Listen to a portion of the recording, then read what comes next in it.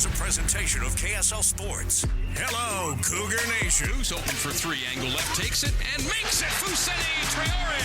And listen to the Cougar Nation. Every Monday night, we break down the last week of BYU basketball and look ahead to the Cougars' prospects for the postseason. Cougar Nation. Here's BYU insider Mitch Harper and Matt Baiamonte on Utah's legacy home of the Cougars. KSL News Radio. Good evening, Cougar Nation. Welcome on in to another edition, inside look of BYU basketball here on Cougar Nation. It's your show. You got to call in 801-575-8255, giving you the weekly check-in on all things Cougar hoops. I'm Mitch Harper, as you heard on the promo, BYU insider for KSL Sports. Joined as always by my co-host on Cougar Sports Saturday and here, Matt Baiamonte, who's on remote right now. Matt, good times right now for this BYU basketball team.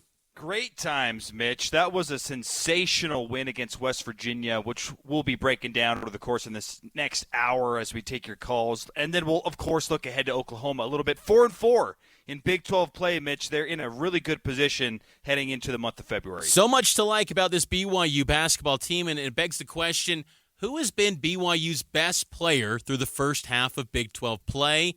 Weigh in on that, Cougar Nation, 801-575-8255, or you can share your thoughts on anything with this BYU basketball team. But right now, let's get to the takeaways.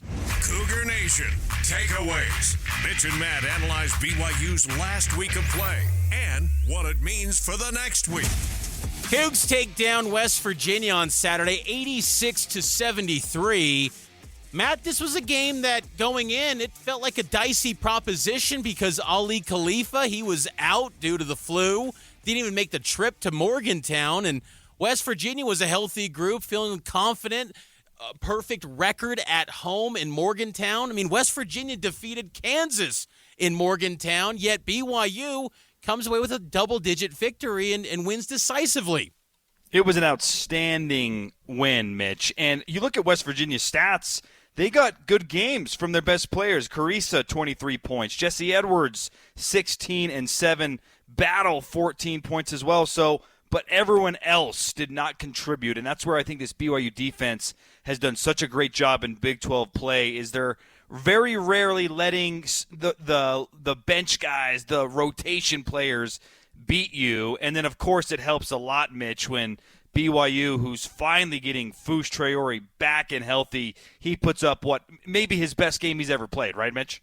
He was outstanding. Fousseyni is playing at a high level right now for BYU, and that's where takeaway number one, it was an important victory with a shorthanded roster to get that production from Fousseyni, 1 point shy of a career high. He finishes with 24 points, 9 rebounds.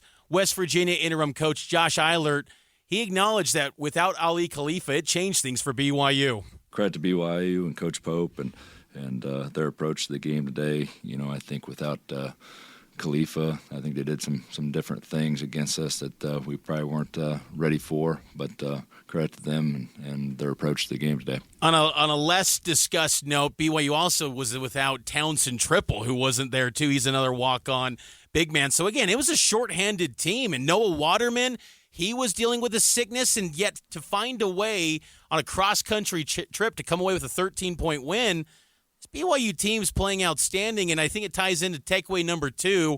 Dallin Hall, he was brilliant against West Virginia. Matt, he goes for 12 assists, a career high, and only 1 turnover. Any thought and maybe negativity surrounding Dallin Hall from the fan base? That can go by the wayside right now because he's playing at a high level. He's playing some of the best basketball of his young career. In his last 3 games, Mitch, he's at 21 assists to 3 turnovers. And BYU's 9-2 on the season when he has 5 or more assists in a game. The way that he is getting his teammates involved, he's running the offense. I think it all started a few games back. If I remember correctly, in that Texas Tech game, it didn't look like he wanted to score. Even though he was driving to the rim, he was always looking to kick, and it was causing turnovers. Since then, I feel like he's been more aggressive with his shot, and he's been attacking the rim at such a high level, and that's opened up his ability to pass the basketball. He's becoming a really, really good point guard. And look, great BYU teams, Mitch, they've had great point guard play. Danny Ainge, Jimmer Fredette, Kyle Collinsworth, Dallin Hall is playing at that level. Can he sustain it? That's the big question, but he's playing some fantastic basketball right now. He's received some high praise. Back in the day when he was at Fremont High School, Donovan Mitchell called him a hooper when he was leading Fremont High to a state championship up here in Salt Lake.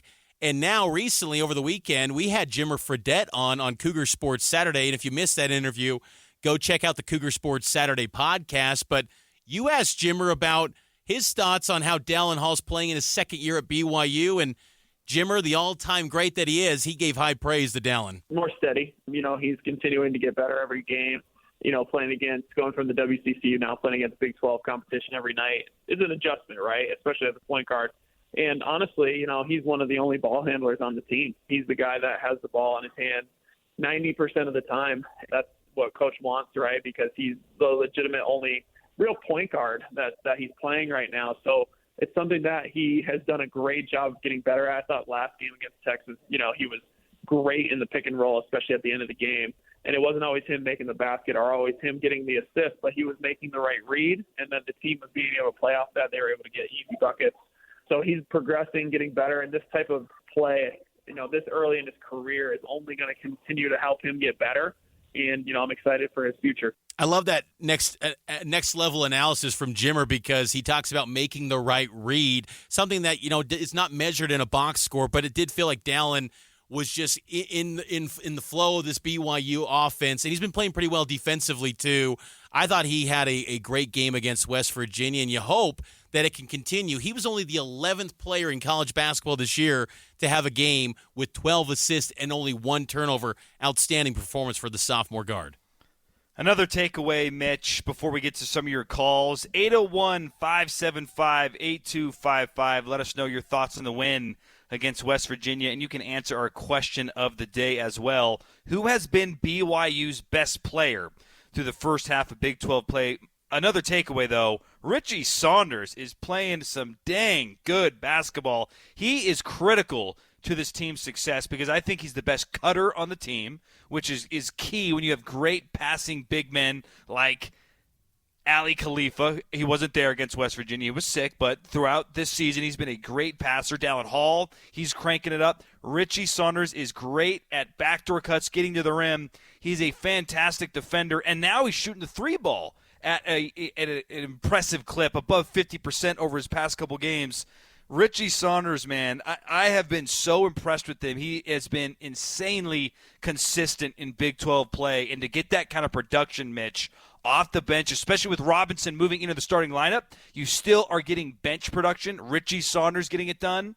That's critical, in my opinion, to this team's success. And I love that Saunders has just embraced his role. And I think back to the Baylor game, I think it was game 2 in the Big 12 schedule. He was the one guy that was just running downhill, and he continues to do that every single game. For so many years, it felt like in recent seasons, you didn't know what you could count on night in, night out from this BYU program. We're getting to a point, it's now 21 games are in the rearview mirror. I can count on Richie Saunders every single night to give you around 8 to 12 points. He's going to attack the basket. He's going to run downhill. He's going to be a pest on the defensive end and make teams want to throw elbows at his face because he's just that guy on the defensive end. I love what Saunders has brought to this team, and he's only a sophomore, and that's kind of the theme with this entire BYU basketball program right now. They're reaching these incredible heights in college basketball. Number 9 in the KenPom ratings, number 7 in the net, number 21 in the AP Top 25 as of today. But they're young. I mean, you still got Richie Saunders. Dallin Hall's a sophomore. Ali Khalifa still got eligibility. This is the team outside of Spencer Johnson that could all run it back in essence next year. Now, I would assume Jackson Robinson's probably going to move on if he can be, truly an NBA draftable prospect. But this group can really build together, and this was the vision that Mark Pope had, and it was a path that I don't think many people felt that BYU was going to be led to success in the toughest basketball conference in America, and it's working. And I think the unique style of this BYU team is creating headaches for Big 12 foes. BYU's offense stretches opposing defenses. Mark Pope talked about that after the win in Morgantown. It's really important that we try and stretch teams to guard 27 by 50 feet. Most teams make you guard 21 by 50 or 18 by 50, and we're trying to get it to 27 by 50. You know, it's extra 250 feet that you have to guard, and with the personnel we have and the way we play in our skill set, we need to work hard to continue to try and make teams guard in space. Good. He's absolutely right, Mitch. And they've done a fantastic job these past two games in wins over Texas and West Virginia. We take your calls here. That's why it's called Cougar Nation. Let's get out to the phone line. Our dear friend Linda, we love having her on each and every week. Linda, who impressed you from the win against West Virginia? I think Foose did, and I think Saunders did too, like Richie Saunders. Like you guys said, he did a really good job too. Now, how many points did Noah get? He finished with 0, and that was due to him being under the weather. He was playing with a sickness, but kind of another up-and-down roller coaster performance for Noah, who had, prior to that game, been scoring at least 17 points in the previous 3. Yeah, he did. That was really good the week before that he did that. I was really glad he did, and I'm really impressed. But I think if we're careful, we can win all the other games. If we play good, we'll win, hopefully. I'm hoping we win the rest of our games. Well, thanks for the call. That would be outstanding. Thanks for the call, if they Linda. were able to do that, Mitch. they would be, BYU's in a spot, Matt, with the schedule where they've got Oklahoma coming up tomorrow night, and we'll preview that game a little bit later this hour. But they've got a real spot where they could get on a run and go on a 4 or 5 game win streak, which is just unthinkable in this conference with how difficult it is. But right now, they're on a 2-game win streak after a pair of victories over Texas and West Virginia. The schedule's a tad bit lighter, and I hate to even say that because, again, everyone in this league can get you on a moment's notice. But I like the spot that BYU's in, and they're playing with confidence. You just hope now that they can get healthy and get everyone together because still, when one guy returns, someone else goes out. Oh, Foose is back, and Ali Khalifa now gets the flu. It's just kind of an in-and-out deal, especially in the front court with BYU. But you wondered if it all comes together personnel-wise, BYU could be a pretty special team this season. Let's take our first time out. On the other side, we'll get to our question of the day. Who has been the best BYU player through the first half of Big 12 play? We'll get your thoughts, 801-575-8255. It's Cougar Nation here on KSL News Radio. BYU fans, join me, Tim Hughes, and Amanda Dixon for stories that affect our jobs, taxes, and families. Utah's Morning News, each morning between 5 and 9 on KSL News Radio. Welcome back in. It's Cougar Nation. We do this every single Monday night, breaking down the latest in BYU basketball, and that was a win against West Virginia, 86-73 on the road. It's a 2-game winning streak now with wins over Texas and West Virginia. They play tomorrow night to continue the winning streak on the road in Norman, Oklahoma against Boomer Sooner, Oklahoma. That's going to be a good one. Oklahoma, though, Mitch, reeling a little bit. Lost 3 of their last 4, so that game does not look nearly as tough as it once did. It definitely doesn't, and it's a huge opportunity for BYU tomorrow to get a quad 1 victory. And I went back in the archives to look at some of the old BYU Oklahoma matchups in basketball because unlike football, Oklahoma doesn't carry much weight on the hardwood. Their brand in football is top shelf. It was a big deal, BYU hosting Oklahoma on the gridiron last November in Provo. But basketball, like what comes to mind for you, Matt, when you think of Oklahoma basketball? Blake Griffin, yeah. And that's about it on a I think, maybe Lon Kruger. Yeah, I think Wayman Tisdale. Like if you want to go farther back, and honestly, but it's a game though where I feel like BYU can go in and maybe have a lackluster crowd in front of them. We'll get to that a little bit later here, and there was some high praise from the Oklahoma head coach for this BYU team, I got to say. Cougar Nation every single Monday night here on KSL News Radio. We take your phone calls. 801-575-8255. Our question today, who has been BYU's best player through the first half of Big 12 play? Let's get out to the phone line. Mark from Bluffdale. He wants to weigh in on that question. Who do you think's been the best player, Mark? Hey, I'm first-time caller, and I want to just tell you that I'm going to harass you a little bit. I think you need to ask a better question. In my opinion, it's not an individual. The team has had so much balance this year with Nell stepping up or Jackson stepping up or Foose stepping up whenever. And so I think the answer is the entire team, or at very least, the team defense is the answer, not an individual. I like that. I think the team defense has been outstanding. It's one of the underrated aspects to this group. Do you think it can be maintained the rest of the Big 12 play? I do. I haven't seen the defense has only been short for a few short streaks during a few games. I think that it's one of the most stable aspects that we have of the team is the team defense. Well, Mark, thanks for the call. Appreciate that. Matt, what say you? Do you feel like it's just we're looking in the wrong direction here? We should just focus more on the collection as a whole instead of the individual pieces?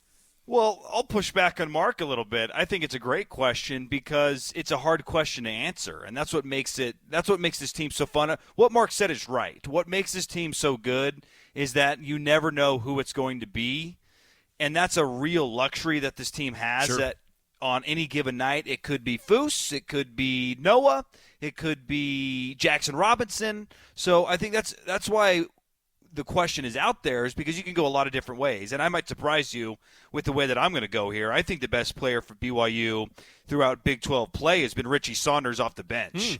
He's shooting 39% from three in conference play, 56% from three in his last 4 games. One of those, he didn't practice all week. The Texas game, he was sick. He was down with the flu that he probably passed on to Ali Khalifa and the rest of the team because it just circles in the locker room. But he's played in 20 or more minutes in 6 of the last 8 games. So against Cincinnati and Baylor, he wasn't playing as much. That's ramped up because he's playing so well. 4 rebounds per game, only 1 turnover in conference play. He doesn't pass the ball a ton either because he's cutting and getting to the rim, but 4 assists to 1 turnover, that's a great ratio. And then with so many guys in and out, Foose has missed time, Ali's sick. He's available. He's played in all the Big 12 games. He's given you great production. I just think Richie Saunders, man, he is, if he's not the best player throughout Big 12 play, he's certainly the most underrated.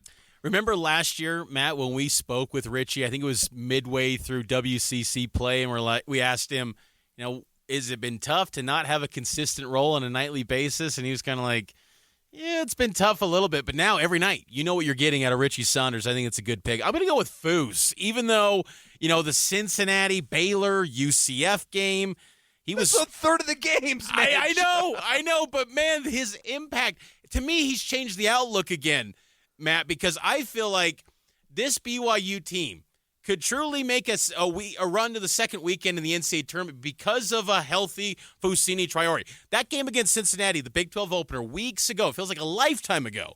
But without a legit post presence, BYU got smoked. But ever since the emergence of Foose coming back from the hamstring injury, I think it's just changed everything for BYU. When he checked in that second half against Houston, he's just been off and running ever since. And his dominance was on display at West Virginia. Even West Virginia big man Jesse Edwards, a Syracuse transfer who BYU tried to get out of the portal, he even admitted that he struggled with Big Foose. Yeah, all credit to him actually this game. He made it really tough for me and Pat. He just played a really good game, was strong.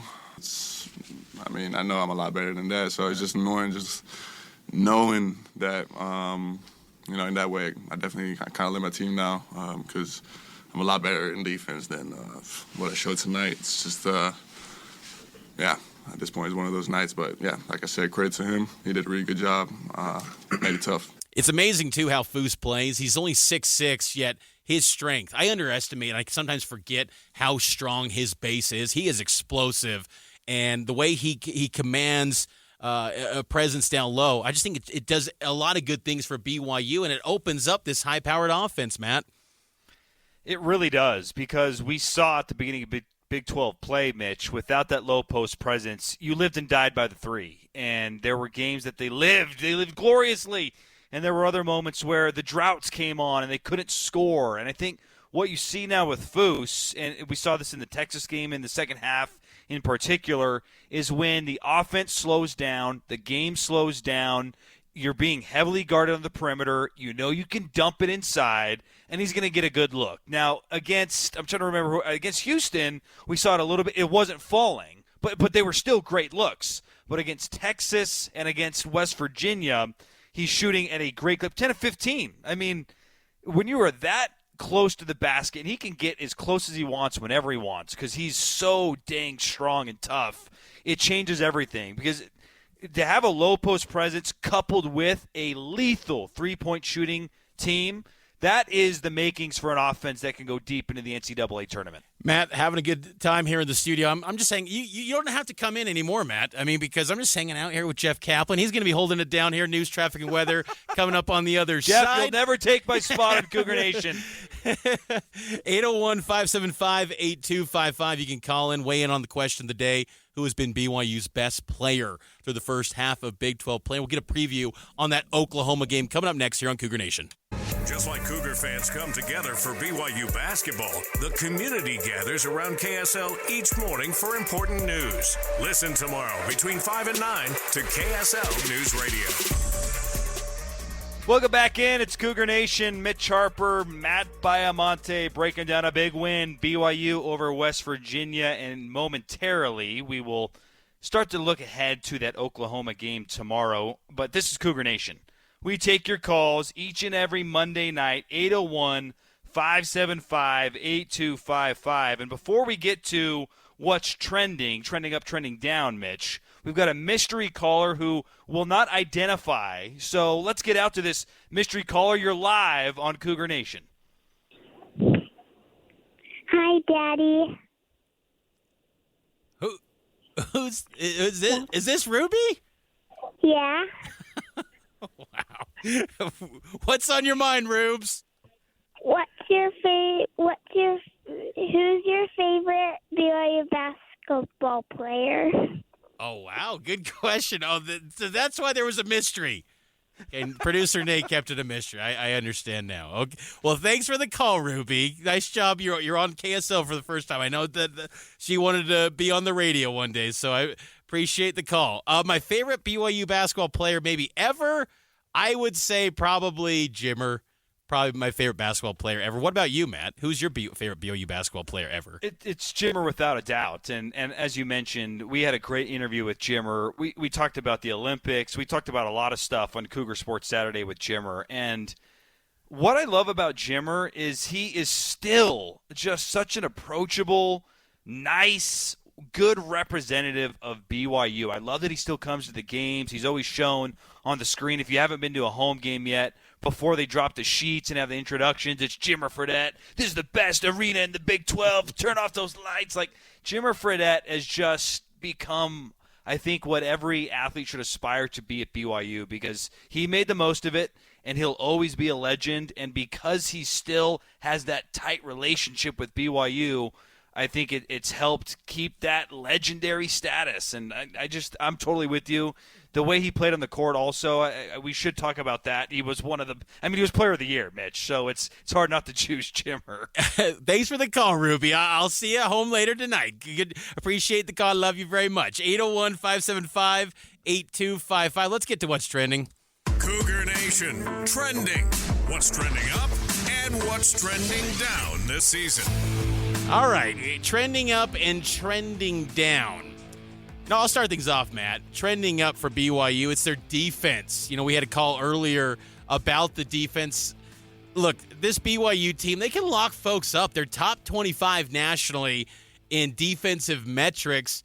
You know, all the headlines, the praise have centered around BYU's high-powered offense, and for good reason. They have leaned into the identity of having the ultimate green light when it comes to shooting three balls. But defensively, BYU will lock people up. And West Virginia, I mean, I can't undersell it enough. You know, I think the metrics and the losing record of West Virginia say, oh, that's not that great of a win. The AP pollsters weren't impressed.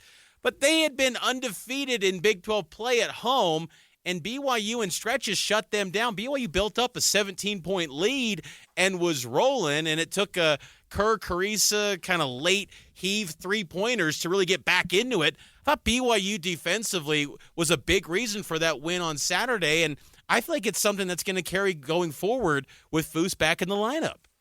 Well said, Mitch. They're 21st in three-point defense. They're 13th in rebounding margin. I bring those up to reemphasize your point because they played 8 Big 12 games now. Like, this is a big enough sample size at the best league in basketball that these things can continue. The three-point defense, I think, is going to stay. I think their ability to rebound, which is a big part to the defense. Now, you can guard the whole clock, but if you're giving up offensive rebounds, that's not good either. So that's a great observation that the BYU defense continues to climb. For me, Jackson Robinson is trending up. He was so good in non-conference play, and then he cooled off to start Big 12 play, and you were wondering, 2 of 10 from 3, like that's not good enough from a potential first-round NBA draft pick. Well, he's had double-digit scoring in 3 straight games. He's had 2 back-to-back games where he's shooting the three ball above 40%, and he's made multiple threes in 4 of the last 5 games. So he's clearly ascending offensively, and I think that's important because you still need a couple guys to be consistent offensively. You want Jackson Robinson to be one of those guys, and I think he's returning to form.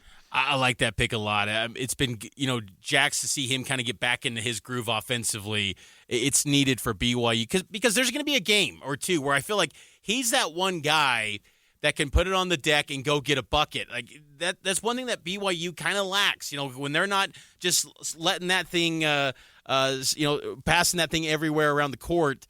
Do they have the guy that can, when all breaks down, can just go get a bucket? I think that's Jackson Robinson, but he's got to be, kind of in that rhythm offensively, and he's been showing well for BYU as of late. Here's kind of an outside-the-box thinking for my trending down. It's not centered on BYU because I really feel like there's a lot to like about BYU.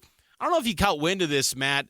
Trending down, the perception of the Big 12. And I bring this up because some national talking heads in college basketball, well-respected voices, saying that the Big 12 is not as good as the metrics say they are, basically saying the Big 12 teams like BYU gamed the system in non-conference, playing weak non-conference schedules, and then once they got to the point of conference play, they all have these high rankings, and they just beat up on each other and stay in the high rankings. Do you buy that? I don't buy it at all. I think when you have a league as deep as this, and let's not forget, too, this league, you still have Texas and Oklahoma, and you add 4 new teams. Bill Self talked about this a few weeks ago. They had no idea they were getting the caliber of teams that they got. Houston, yeah, we had an idea that Houston would come in and be good. They've been building a defensive juggernaut down in Texas. Houston's good, but no one thought BYU would do this. UCF just beat Oklahoma by double digits. No one thought UCF would do anything. Cincinnati has played well against some teams. So just because this league literally from top to bottom, like even the Oklahoma State just got a win. Like West Virginia and Oklahoma State are at the bottom of the league, and they're capable of beating anybody in the league on any given night. I don't know how do you disparage a conference where you have no freebie games? I don't understand. My theory is that I think folks in college basketball can't handle that the East Coast is at the center of the universe of college hoops anymore. Big East, ACC, they're not the best league. It's the Big 12. And I think what makes the Big 12 so good, too, is there's no bottom. Oklahoma State on any given day can beat someone on their home court. Probably can't win on the road, but man, they could beat you in Stillwater, and same with West Virginia, who took down Kansas, and we saw Kansas beat Houston pretty easily over the weekend. So I just think this league's been pretty amazing, and I'm surprised that there's now people saying, oh, they gamed the system. Isn't that kind of what the SEC did in football? I think the Big 12 is on top of the college basketball world, but I just had to get that out there. Let's not forget this point too, Mitch. What are some of the best teams in the Big East? Creighton, they play in the Midwest, for heaven's sakes. So, yeah, that's a good point. For me, trending down, Tylenol and NyQuil. Does any of these cold and flu medicines work anymore? Because I wondered that all winter long. I'm like, I'm drinking NyQuil, I'm popping pills. I'm still getting sick. I'm like, is there any medicine out there that can keep us healthy? And this applies to the BYU team. Wash your hands. Does hand sanitizer work? It's like these flus and colds have evolved to just be ever growing and will always get you. It's frustrating. Hey. I've spent all this money on this medicine. It's not working. I want to be healthy.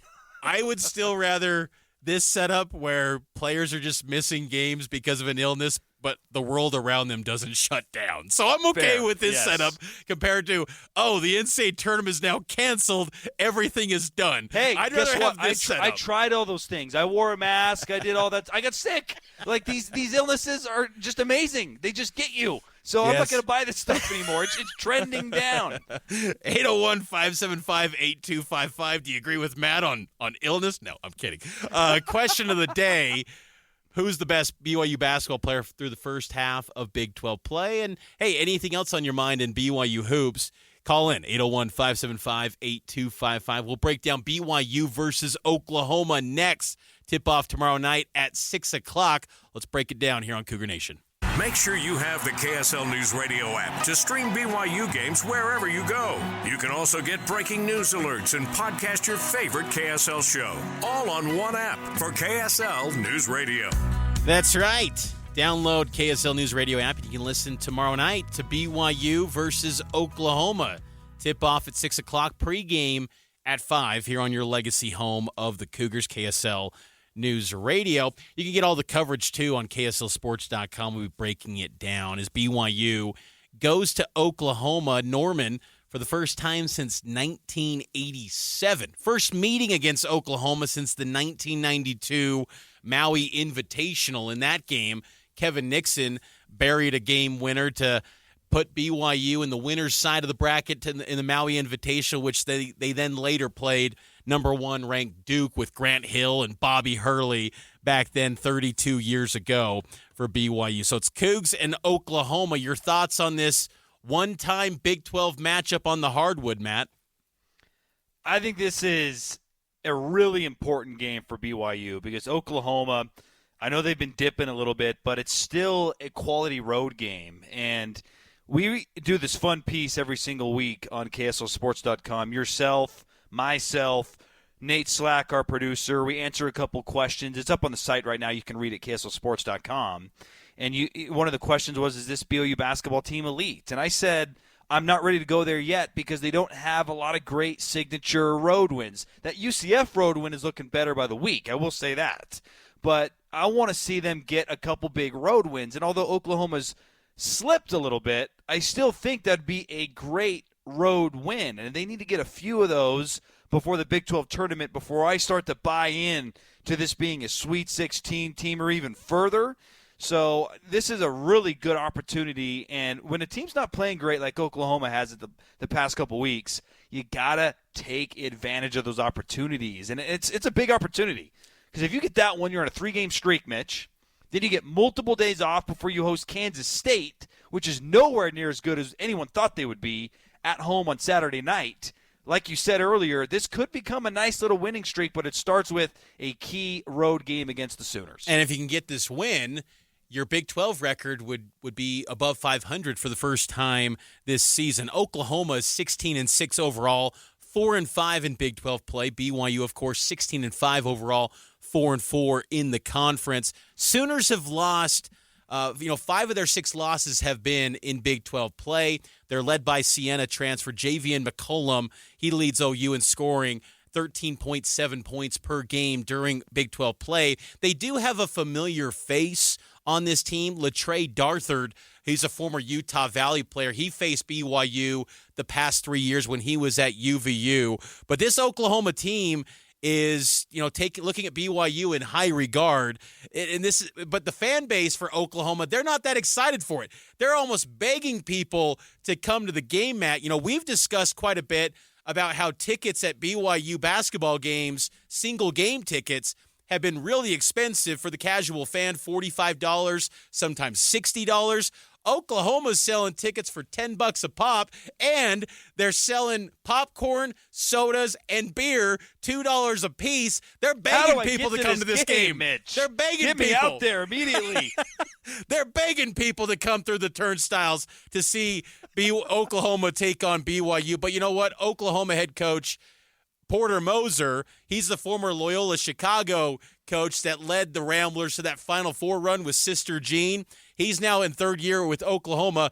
He's not as thrilled about hosting BYU because, man, he thinks BYU is pretty special in college basketball. This is as difficult as a prep as you're going to play. As we get in talking about BYU, they run their offense as fluid as anybody in the country. It makes basketball savants excited when you see their offense. The amount of shooters they have, they're one of the top. I think they are one or two in the nation in threes. I think the Oklahoma fans are going to see that you're not going to stop them from taking them. They're going to take them. You're trying to contest them. You're trying to limit them and push them out farther. But they're going to do what they do, and they do it extremely well. They're older. They run as good an offense. They're seventh in the net, but they're also, defensively, they're also in the top 25. They're good on both ends. They're an elite team. They're a team that can make, after watching a lot of teams on tape this year, they're a team that can make a deep, deep run in this tournament because they guard and they shoot and they're older and they run phenomenal offense. How about that, Matt? That's some high praise from Porter Moser, Oklahoma head coach. That's sound courtesy of Soonerscoop.com. Nearly an elite comment, except he couldn't help himself. He had to throw the older comments in there a couple of times. They're not that old. A lot of this team didn't serve an LDS mission. Foose didn't go. Jackson Robinson didn't go. They're not that old. They're not 25 years old, for heaven's sakes. Well, Spencer Johnson is. He's the oldest man in college. He's 26. Hey, we all know he's had more Cougar tails than the Oklahoma Sooners players have even thought about consuming in their lifetime. Great commentary, though, from Coach Moser. And I'll tell you what, one thing that keeps coming back to mind for me, we had Cody Feger on, was it last week? I think it was last week, Mitch, yes. on Cougar Sports Saturday. And he talked about one of the things that has surprised him about the Big 12 play is that they didn't anticipate that their style of play would be so different from everybody else's. And I think that has really caught a lot of these teams by surprise because they are so up and down. They shoot a lot of threes, but they do it in a really tactful way. There haven't been that many games where they're just jacking them up, and you're like, what the heck is going on here? They're taking good shots within the flow of the offense. And for coaches like Bill Self, coaches like Porter Moser, to give them that kind of respect, I think that speaks volumes to Coach Pope, his assistant coaches, these players, this program, for building something really unique. And it's been a lot of fun to watch. And this has been one of the most enjoyable BYU teams I've ever watched because they're not dependent on anybody, like we talked about. They play a really fun style of ball, and I love that about this team. 801-575-8255. The great thing about Cougar Nation every Monday night, we hear from you, Cougar Nation. Let's get out to the phone line. Jeff from Springville. Jeff, what's on your mind on this BYU basketball team? Hey, I love the show. Thanks a lot. This is great. Thank you. Hey, I'm really excited as anybody about the success that BYU is having, especially on the road lately. That's really hard to win on the road like we talked. But the only thing is it always seems that in the second half, and you know what I'm going to say, they get a lead, and it's just always so hard. It's almost like clockwork. That lead diminishes you, and it drives you crazy. I don't know. Is this a problem, you think? Or I know I'm picking at things, but it just a lot. Just leave it at that. Thanks. Thanks, Jeff. No, and I think it's a fair question because when you hear Porter Moser saying this BYU team can make a deep run, you got to get deep into the weeds and analyze every nook and cranny about this team. You know, that West Virginia game, they were +4 in the second half. Outscored West Virginia 48-44. Against Texas, they were +9. Against Houston, it was even, 34-34. But, you know, you go to back to that Texas Tech game, they were -23. You hope you don't have a moment like this at Oklahoma. It's a quad one game. You know, if you do build that big lead, you know, put the foot on the gas and put them out because this is an Oklahoma team right now, Matt, that I feel is lacking confidence. But I'm not as worried about the second half lapses as we saw maybe in the first part of Big 12 play. What about you? Same. I was really worried about it. And then last week after the Texas win, Coach Pope in his post-game presser with the media said that was a huge emphasis, a huge focus point for this team is second half. We have to win the second half. Regardless of what the score is at halftime, we have to win the second half. And to your point, even win in the second half, this staff, this team realizes that they got to be sharp in the second half. And I've been encouraged with a small sample size that maybe they fixed some of those issues that plagued them to start Big 12 play. 801-575-8255. We still got some time to take another call if you want to get on board with us. Again, BYU, Oklahoma tomorrow. Tip-off at 6 o'clock. Pre-game gets started at 5. What's a quick key that you have, Matt, for tomorrow's game for BYU to come away with a coveted road win in Big 12 play? Hey, it's the same key as West Virginia. Get the ball to Foose. Dump that puppy in the low post. Oklahoma's a good three-point defensive team. How can you counteract that? Dump it down low. Let the big fella go to work. Foose. I love that, and I think that Foose is just playing with so much confidence right now to the point where if Ali Khalifa isn't able to go and he's, doesn't How would he get there, by the way? Would he get a first-class flight on, like, Breeze out of Provo? You'd have to hope that, some deep pocket booster says, hey, here's a private jet. Get him out there to Norman. Don't make him fly commercial, for goodness sake. I know that. Hey, there's the Egyptian magician of Southwest. He's in the B group. Oh, he's got B. He's got B31. Come on, you got to upgrade him, please. But honestly, I'm okay with BYU just turning to Foose and, hey, get Ali healthy, get him ready for Saturday against Kansas State. So we'll talk to you coming up on Saturday for BYU Kansas State on Cougar Sports Saturday, and also talk to you next week here on Cougar Nation every Monday night here on your legacy home of the Cougars, KSL News Radio.